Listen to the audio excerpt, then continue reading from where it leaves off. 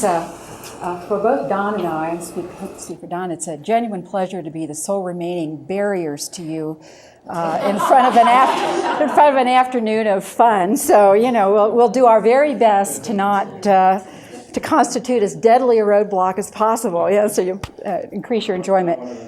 Yeah, really. One of the things I've very much enjoyed about this conference is the focus on language. And as a former journalist and now somebody who teaches in a communication school, language is my primary tool as well, although the care that many of you take with language is truly astounding and daunting. I'm not nearly that careful, and so I'll start throwing words around at some point, which is my typical behavior, and then I'll be embarrassed. But nonetheless, it's been very impressive to see and listen. I would note that language is, as you know, an extraordinarily potent tool for communication, but only, and this hasn't come up enough for my comfort, only when the sender and the receiver are on the same page. It's only when those two pieces of the process understand those words, phrases, narratives in the same way that you actually communicate. And one of the things I notice all the time about scientists is they invest hours, months in crafting messages without thinking about that receiver at the other end and what that person's getting out of it. Let me give you an example of this. This is not about global warming, but a few years ago in Pittsburgh, a group put together an information campaign to try to convince teenage girls to avoid sexual intercourse, or at least have safe sexual intercourse. And they came up with what they thought was the greatest slogan in the world, dominated the information campaign, and the slogan was, "It only takes once." And what they meant by that, of course, is that, no matter, it only takes one act of intercourse to get pregnant. And so off goes this campaign for weeks, months, PSAs, you name it. They finally got around to doing some focus group interviews with teenage girls, and to their utter horror, found that there were several interpretations of this slogan, "It only takes once," and that the dominant interpretation they were running into was that if you had intercourse and didn't get pregnant, you were home free. Because, of course, if it only took once and your once was a pass, well, you were good to go. And so it was just utterly the opposite message. They hadn't thought to worry about that receiver issue before they actually put the campaign out into the public domain. We do this all the time, you and I, when we talk about, even the greatest of storytellers, we do this all the time. When you choose your narrative and when you choose the components of a narrative, one of the premier things you have to keep in mind is who that audience is, what those people know, why they might or might not be interested in what you have to say, how you might then construct a story to tell that will appeal to the particular needs that they have. And let me see if I can get my crappy little PowerPoint going. I won't tell you my PowerPoint story, but it was depressing. Okay. And I want to talk about there are lots of audiences, people like me and Nancy, lots of you out there also aim at the public, okay? But in order to get there, although despite the increasingly ubiquitous nature of the World Wide Web and blogs and everything else, often we have to pass messages through journalists. So what I want to do is ask you to think about journalists as an audience. Just as journalists, as Nancy shared with us before lunch, when they think about the public, what they have to do is think about their editor, because that's the decision point, okay? For many scientists, particularly if they're using the media as a tool. The journalist is that audience. So I want to focus on that. And I want to focus on the kinds of journalists I know best, which are the journalists who are, again, many like Nancy's colleagues, the daily reporters, the people who are sort of on the ground producing. Did everybody see the science section in the Aspen Times on Wednesday? Because it's inside the newspaper, standalone section. Even a newspaper like this, although their local media is really rich here, it's really quite remarkable. Again, the kind of people that produce these kinds of stories, okay? As you know, there are lots of other types of communicators, from the filmmakers who are in the room, Hal and Marilyn, who are going to talk tomorrow about a very different kind of product with maybe very different motivations and goals, to the ubiquitous magazines that, again, may dominate some of our reading lives, like Audubon, which is still the sort of Cadillac for environmental writing when it comes to at least periodicals in the United States. So there's many kinds of journalists as there are other kinds of audiences, but what I want to do is focus on the kind of journalists you're going to be in touch with when you try to play out Nancy's good advice and be in touch and interact with someone who works at a newspaper, may work for the web version of some media organization, magazine, etc. And the question I want to pose is, why would a journalist care about what you have to say? And the trick here is to fashion a message, again, this is very much in Nancy's mode, that appeals to the needs of that audience. So what we're going to talk about are the needs that journalists have, the normative aspects of their work that produce the kinds of things you and I see when we pick up a newspaper, God forbid, turn into the local television news, and look at other kinds of media outlets.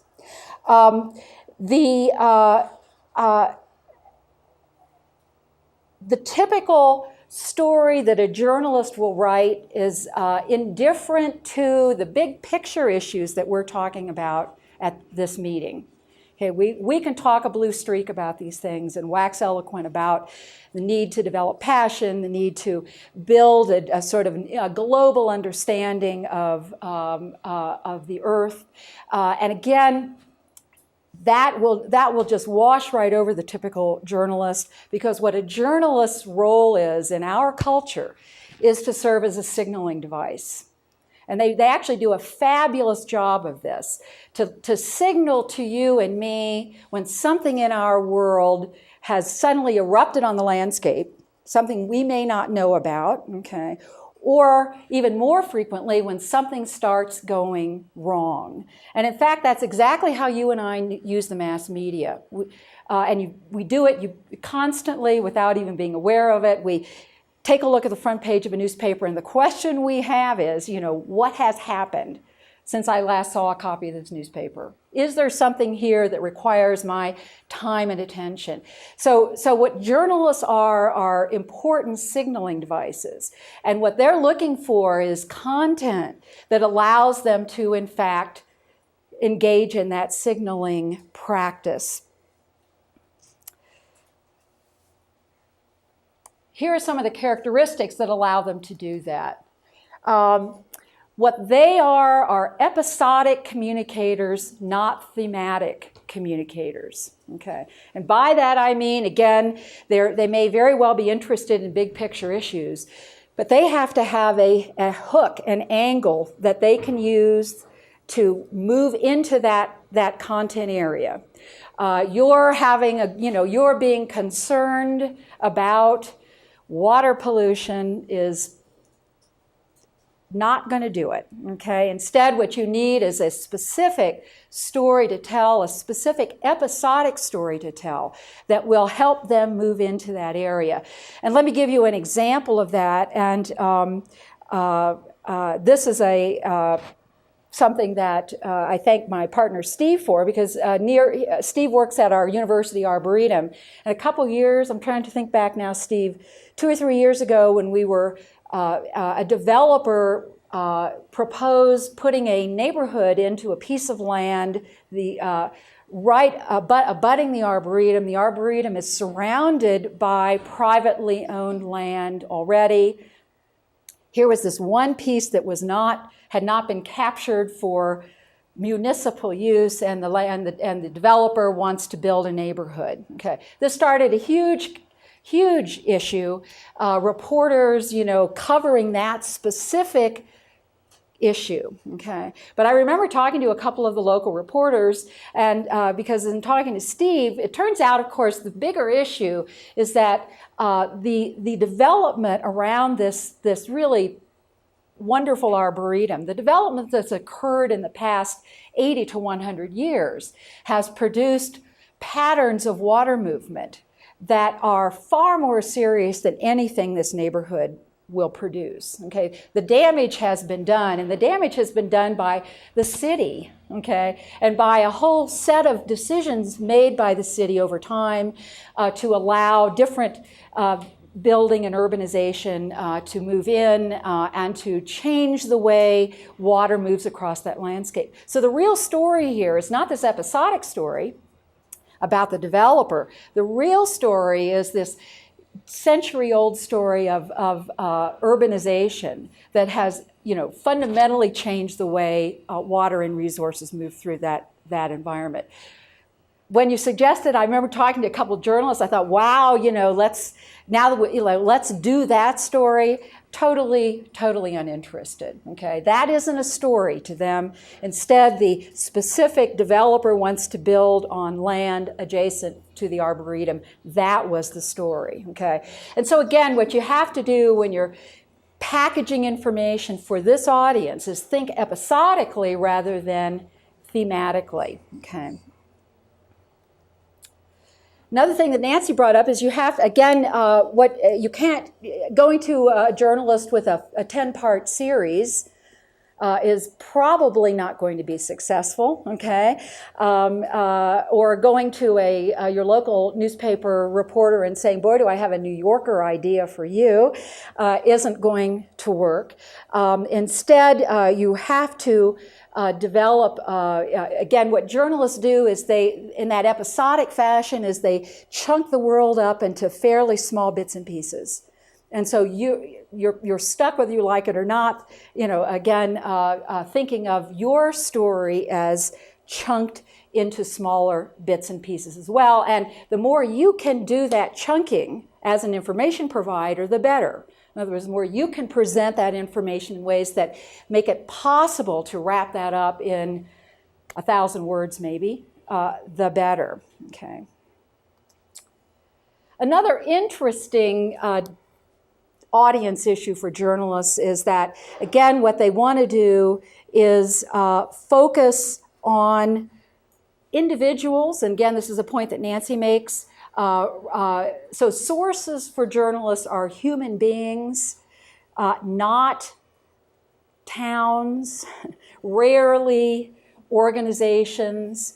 And again, there's this real individual level focus. And as Nancy noted, scientists retreat from that sometimes, often going back to the sort of sociology of science, normative behaviors, like scientists are just anonymous workers in the field of knowledge building and building on the work of previous scientists, and consequently it's our work that matters, not us. And we're horrified that you're putting our name in the story.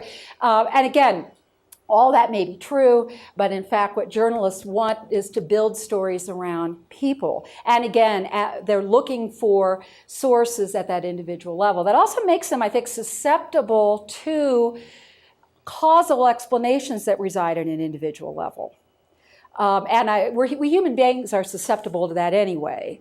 We, for example, find the notion that somebody's homeless because she's slovenly or between jobs or ill to be far more explanatory, far more useful as an explanatory mechanism than the fact that she's in a part of the social structure that has kind of doomed her to that state. Again, we all are attracted to these individual causal levels, and journalists are no different than anybody else. And so again, I think this interest in individuals as sources exacerbates that tendency. And again, journalists are interested in the local over the global. Most media, not all, but most media are geographically bounded.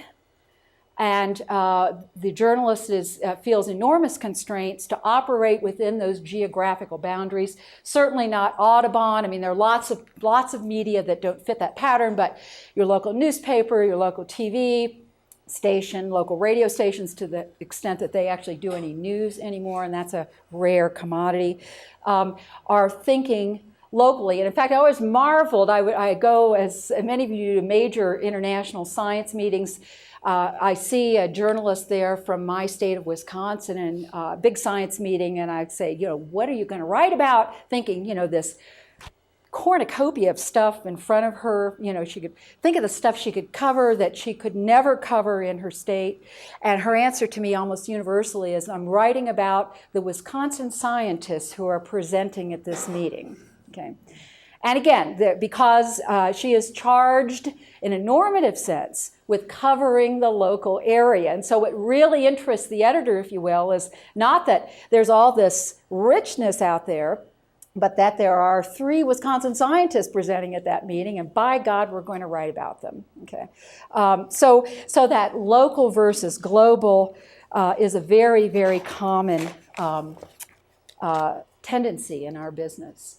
And this thing really torpedoes a lot of the conversations we've been having here about trying to communicate with people about our personal stories, about their personal stories, trying to develop that individual passion for fill in the blank, okay, soil, water, earth.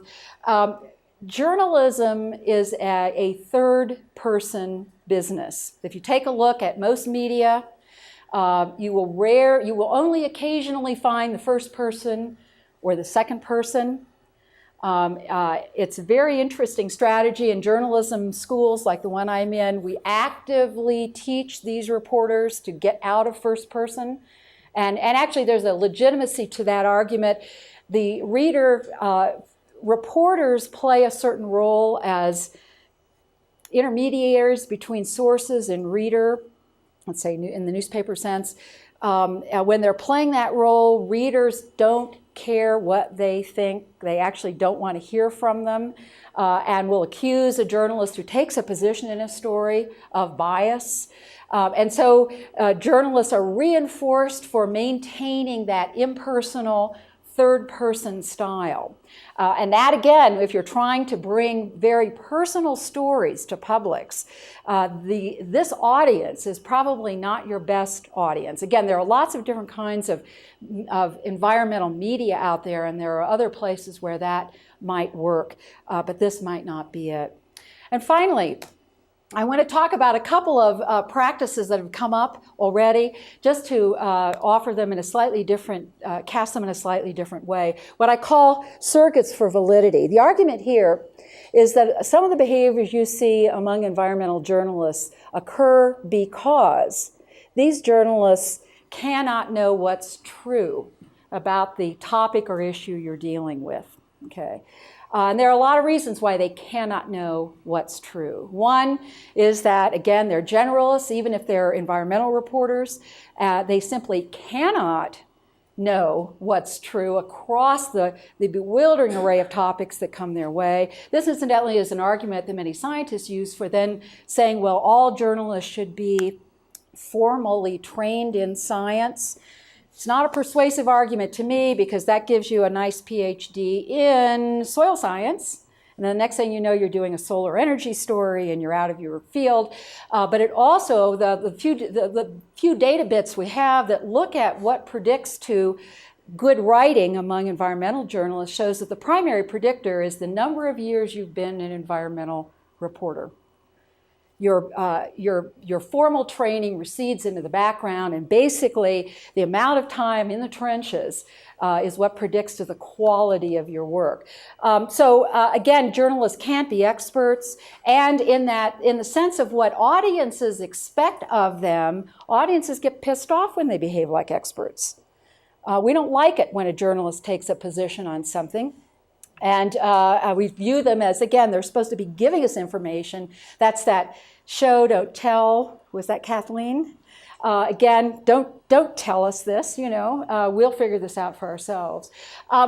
So journalists can't know what's true, and yet they're in a business that prides itself on providing information so that people can make informed decisions about the world around them. So what do you do if you're a journalist and you're in that contradictory position? Well, journalists have developed two surrogate behaviors for what I call the validity problem. If you can't know what's true, then one thing you do as a journalist is you make sure that you accurately capture the message of whoever you are talking to. And that's what objectivity is. Objectivity says, whoever your source is, you've got to get that message accurately, okay? The good thing is it puts a premium on accuracy, although many people feel that journalistic stories are not very accurate. It's an interesting debate, and one I've actually written about on occasion. Those stories tend to be more accurate than scientists give them credit for. Lots of interesting details there, and we can talk about that at some point if you want. But there's a premium on accuracy with objectivity. But what goes right out the window is the question of whether this person that you're talking to has anything important to say. Notice that's totally irrelevant to the objectivity criterion. So you can talk to somebody who you believe is a quack, and as long as you get that person's information accurately represented in the story, you've satisfied this norm. Okay. So objectivity is one norm.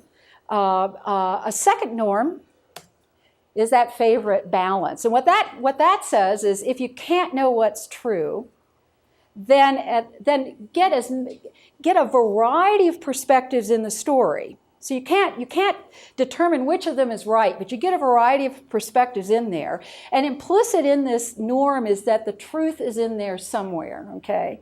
But you, the journalist, cannot be the arbiter of that truth. Because again, there are lots of forces mediating against your ability to do that in a newspaper. The good thing about balance is that it represents an interesting and rather honest way to get around this validity problem. At least get a variety of perspectives in the story. The bad thing about balance is that in a world where you cannot declare one perspective truer than another, what do? Equal space, okay? And that's where that notion of sort of giving a balanced story comes from, okay? Journalists, will get clobbered if I intimate that one of these sides is truer than another. Consequently, I respect both or all three. Another interesting element on this is, again, what you tend to get are two sides, and what a journalist will do, and again, this is not irrational, what a journalist will do in that situation is saying, I've got two positions to offer here. I'm going to represent the continuum by lodging at the poles.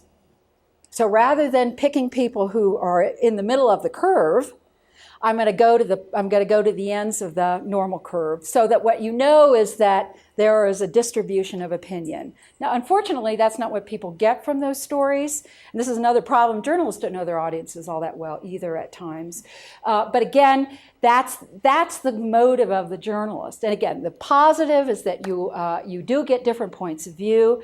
The negative is that audiences, readers, viewers take a very different message from those stories. Remember, what the journalist is trying to say is the truth is in there somewhere. What you and I get out of those stories is nobody knows what's true. So again, very different message, very confusing. There's an argument now, a lot of us are making for what I call weight of evidence reporting, which is to say a journalist doesn't declare who's telling the truth. Remember, you can't do that in a story. You can't say, well, all these points of view, but gosh, there's Melanie's point of view, and that's the one that's right. You can't do that in a story. But what we're now urging people to do, and this is incredibly hard for journalists, is that we're urging them to find out where the community sits on that controversial issue. With contested science, where does the bulk of the community of experts reside on that continuum? The trick now is to display a variety of points of view, because you have to do that. And actually, in terms of persuasibility of these stories, and that's not what the stories are for, but if you want to persuade somebody of something, you do not deliver a message with a single point of view. You deliver a message with multiple points of view and then explain how the other points of view belong in the toilet. Okay, and but anyway, so what a journalist needs to do is provide that variety of points of view, but share with readers or viewers where the bulk of experts resides in that community. And interestingly enough, and I'll stop with this, is it's very hard for journalists to do this. We've talked about this at a lot of meetings, and there are some journalists who do engage in what I call weight of evidence reporting. And I think it's becoming increasingly common in the global warming story, and I hope you're actually seeing that in stories that you may encounter. But I've seen some examples where reporters have done weight of evidence reporting and then gotten heavily critiqued by two interesting communities. One are the powerful scientists on the other side of that controversy, on the side where, again, they're the outliers, if you will, but they tend to be highly sophisticated communicators, and they come back like gangbusters, letters to the editor, calls to the editor from scientists who feel that their point of view has been disparaged in stories, and I've seen journalists sort of subjected to that kind of grilling. And the second thing I see with weight of evidence reporting are these journalists catch enormous flack from other journalists who are just, what are you doing? They then start accusing these journalists of bias in interesting ways. And again, it's very difficult, I think, for journalists to move in this direction. As I say, I've seen any number of global warming stories that now do this. And clearly there's a level of comfort, growing level of comfort in this. But that's the way out of balance. And I think, again, it's a useful way for journalists to go. Again, what I'm talking about here is a subset of journalists, the kind of people you encounter in a daily media event. This is my screensaver. That's how I keep up with it. The bottom line is science. You treat journalists as an audience in the sense that when you decide you've got information to share, you need to understand the particular audience you're aiming at and tailor your information to it. You want to encourage a weight of evidence approach, particularly with contested issues. And one way you can do this, and was it Nancy? I can't remember who shared this, or Kathleen. There are ways of saying to a journalist, I'm just one point of view on this. There are other points of view. Let me give you the names of some respected scientists who disagree with me. And then let me also, you may not want to listen to this. You may feel differently, but let me give you the names of some people who I think are really... Oh, John Benet, what a story. But here are people who I think are not credible, who are outliers who are not credible. Just my take on it, okay? So, but if you're looking for other people to contact for this story, let me at least provide some names. So lots of ways, I think, of helping journalists to build honest stories that are sensitive to those normative pressures, but that also get your story across in ways that I think we all would prefer, given the way we've been talking this week. So, thank you.